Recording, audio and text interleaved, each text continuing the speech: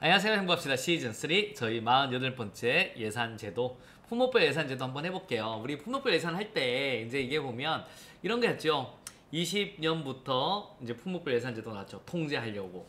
그 다음에 이제 50년대는 성과주의 예산 관리한다. 60년대 계획예산 기획한다. 그 다음에 이제 우리 MBO 잠깐 왔다가 그 다음에 이제 79년 이후에 연기준 예산이다. 오늘날 우리 신성과주의다. 요 내용 중입니다. 그 내용 중에 가장 기본적인 품목별 예산을 하도록 하겠습니다. 일단 전체 흐름 한번 잡으시죠. 요거 한번 해보고 있는 부분을 가져왔는데 한번 가볍게 잡고 넘어가도록 하겠습니다.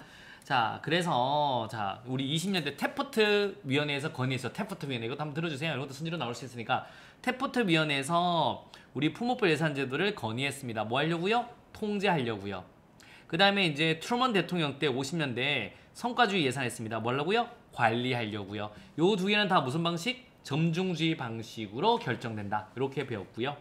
그 다음에 한번 가보도록 하겠습니다. 우리 존슨 정부 때 65년 우리 계획예산제도를 가졌죠. 뭐 하려고요? 기획하려고요. 여러분 그래서 우리 계산 다 하죠. 그래서 합리주의입니다. 위에서 계산해서 떨어뜨리죠. 그래서 집권적이고 하향적이다 라고 보시면 되고 73년도에 MBO 잠깐 참여 중심이다. 꼭 이때는 참여란 말이 나와요. 보시면 되고 그 다음에 이제 우리 정부 실패 이후에 카터 정부 때 연기준 예산이 들어온 거죠. 뭐에 깔려고 역시 이것도 합리주의 방식이다 라고 보시면 되고 그 다음에 이제 90년대는 신성과주의죠. 재량을 주고 결과를 보겠다. 여기서는 책임을 강조한다 라고 보시면 돼요. 책임을 강조하겠다라는 걸 머릿속에 넣어두시면 됩니다. 책임 보려는 것.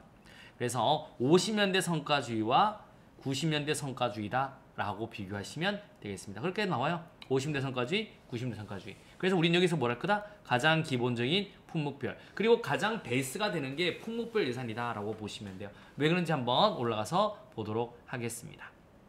자, 품목별 예산은 기본적으로 앞에죠. 입수를 통제, 알라 vs 뭘 중심이다? 통제 중심이다 라고 보시면 되겠습니다. 뭘 하려고 했다? 통제를 위해서 했다라고 보시면 돼요. 그러니까 이거는 까는 거니까 기본적으로 재정민주주의를 구현합니다. 이게 행정부가 필요한 걸 올리잖아요. 그럼 입법부가 까는 거예요. 그러니까 우리 국내 대표인 입법부가 간다. 그러니까 재정민주주의를 구현한다라고 보시면 돼요. 입법부 중심입니다. 무슨 말인지 아시겠습니까? 그 다음에 지출 폭목에 따라 편성하는 투입. 내가 뭐 필요해 올려. 그럼 인건비 얼마, 물품비 얼마, 뭐 얼마 이렇게 올린다고요. 그래서 투입 중심의 예산이다 라고 보시면 돼요. 그래서 상향식 예산 과정인 거고 인건비, 물건비 이런 거. 그 다음에 까는 거다 라고 보시면 돼요. 자, 장점은요. 한번 보세요. 이거는 회계 책임과 통제가 용이합니다. 그러니까 만약에 우리가 노트북 한 대가 200만인데 10대가 필요하다. 그래서 2천만 원을 줬어요. 그러면 10대가 있어야 되는 거예요. 정확하게 맞아야 됩니다. 품목하고 이제 예산하고. 그래서 심의가 용이해요. 왜냐면 야, 너 왜 내가 너한테 2천만 원 줘야 되는데 저 노트북 한 대가 200만 원이고요. 10대 10명한테 10대 한 대씩 주니까 10대가 필요해요. 그러면 200 곱하기 10대는 2천만 원이잖아요. 아, 맞네 라고 주는 거예요.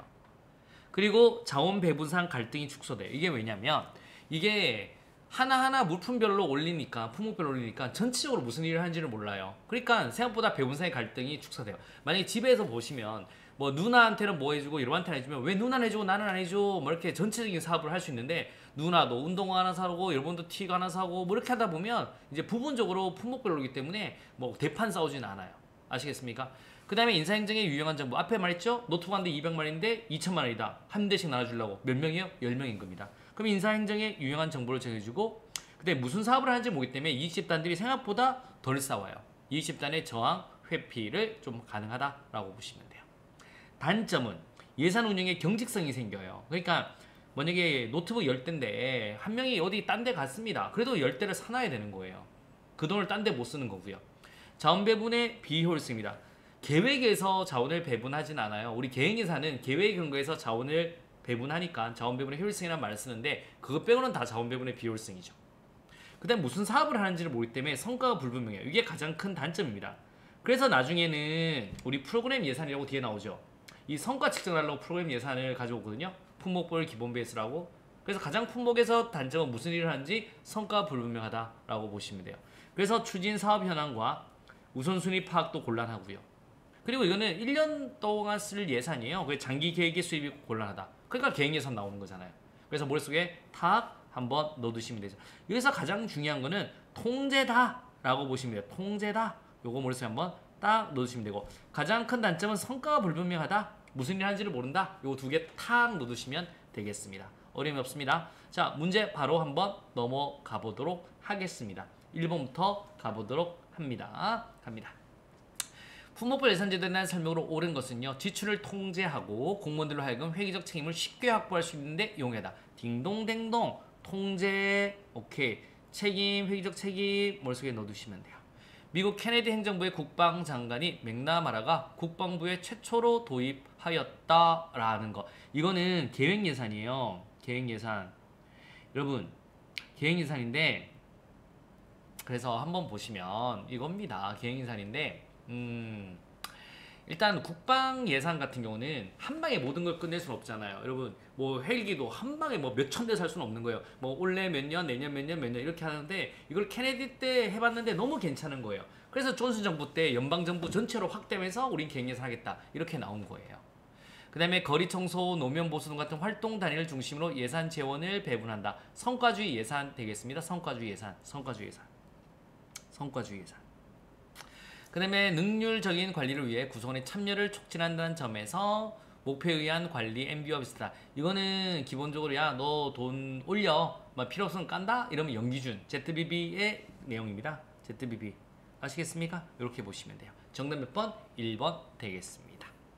자, 품목별 예산 제도에 대한 설명으로 옳지 않는 것은요, 비교적 운영하기 쉬우나 회계 책임이 분명하지 않는 단점이 있다. 이거 틀렸습니다. 회계 책임이 뭐하다? 분명하다. 분명하다라고 하셔야 돼요. 분명하다. 지출 품목마다 그 비용이 얼마인가에 따라 예산을 배정하는 제도이다. 노트북 한 대 200만원, 10대 2천만원 맞는 말 되겠습니다. 예산 담당 공무원에게 필요한 핵심적 기술은 회계기술이다. 딱 회계기술 정확히 맞아야 된다라고 보시면 돼요. 예산 집행자들의 재량권을 제한함으로써 행정의 정직성을 확보한다. 맞습니다. 정직성을 확보하는데 약간 이제 여기서 이제 뭐냐면 우리 신축성이 떨어지는 문제는 생긴 거죠. 이렇게 보시면 되겠습니다. 정답 몇 번? 1번이 되겠습니다. 여전히 품목별 예산이 기본이에요. 다 쓰고 있습니다. 이 정도 보시면 되겠고요. 자, 갑니다. 자, OX로 한 번 더 가보도록 하겠습니다. 품목별 예산 제도는 1에 대한 정보를 제공하며 세입 세출의 유의적 연계를 보낸다. O예요, X요? X 되겠습니다. 1에 대한 정보를 제공하지 못해요. 제공하지 못한다. 제공하지 못해요. 반면 세입 세출의 유기적 연계가 고려하지 못해요. 고려하지 않는다라고 보시면 돼요. 여러분 집에서 여러분 돈 못 벌잖아요. 그런데도 여러분은 물건 쓰잖아요. 그러니까 품목보는 엄마 나 신발 필요해. 이런 세입 세출의 유기적 연결이 안 되는 거예요. 그래서 보시면 되겠고, 두 번째 가도록 하겠습니다. 자, 품목별 예산 제도는 죄송합니다. 지출의 세부적인 사항에만 중점을 두므로 정부 활동의 전체적인 상황을 알 수 없다. O예요? X예요? O 되겠습니다. 그래서 사업을 몰라요. 그래서 X 아니라 O 되겠습니다. 전체적인 상황을 알 수 없다. 이렇게 한번 봐두시면 되겠습니다. 커피 마셔서 죄송합니다. 목이 기침이 나와서 이제 금방 먹었습니다. 자, 품목별 예산 제도는 회계 책임을 명백히 할 수 없기 때문에 예산의 유용이나 남용을 방지할 수 없다. O예요, X예요? X입니다. 이거는 회계 책임을 명백히 할 수 있어요. 명백히 할 수 있기 때문에 예산의 유용이나 남용을 방지할 수 있다라고 하셔야 됩니다. 있다라고 보시면 돼요.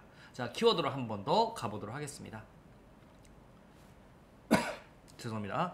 자, 빵빵빵빵빵빵빵은 지출 대상에 따라 자세히 예산이 표시되어 있으므로 예산 심의가 용이하나 정부가 수행하는 사업과 그 효과에 대한 명확한 정보를 제공하지 못한다 라고 보시면 되겠습니다. 뭐예요? 품목별 예산제도 되겠습니다. 그리고 요 선지 잘 보시면 돼요. 품목별 예산제도. 자, 선지 봐요. 지출 대상에 대한 자세히 예산이 표시되어 있으므로 심의가 용이하죠. 몇 개 산다. 그런데 정부가 수행하는 사업과 효과에 대한 명확한 정보를 제공하지 못한다. 그래서 사업을 모른다라고 보셔야 돼요. 품목별 예산제도 되겠습니다. 품목별 예산제도는 재정민주주의 구현에 유리한 빵빵빵빵 예산제도다. 뭘까요? 까는 거죠. 통제지향의 예산제도다라고 하셔야 돼요. 입법부 중심이다. 통제지향의 예산제도다라고 보시면 돼요. 자, 3번 갑니다.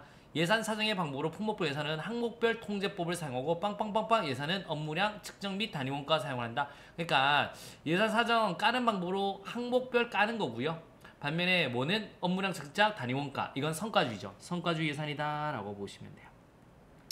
성과주의 예산이 우리 단위 원가를 사용한다라고 보시면 되겠습니다. 어려움이 있다, 없다, 없다. 그래서 우리 예산제도의 흐름 중에 가장 기본이 되는 품목별 예산을 했다라고 보시면 돼요. 나머지들도 한번 정도 복습 가볍게 부탁드리겠습니다.